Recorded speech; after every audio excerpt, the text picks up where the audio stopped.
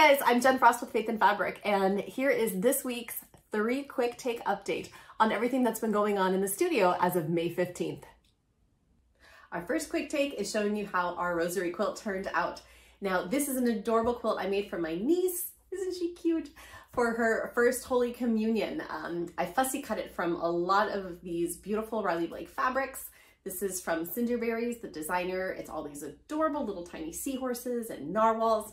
And I wanted to fussy cut this quilt because my niece loves all those things. She's the sweetest little girl. So I fussy cut each of these individual shapes from the fabric. You can see how that turned out in these photos here.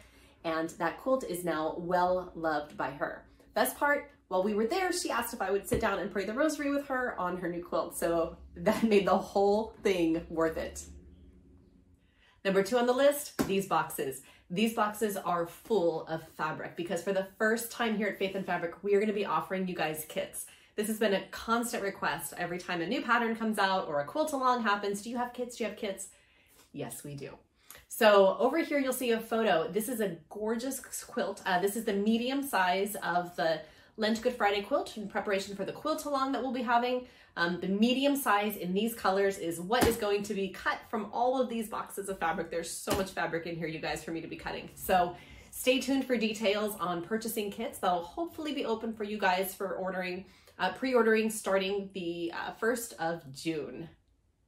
And our third quick take this week is we bought a new camper. So I have been totally getting the inside ready. Let's take a look.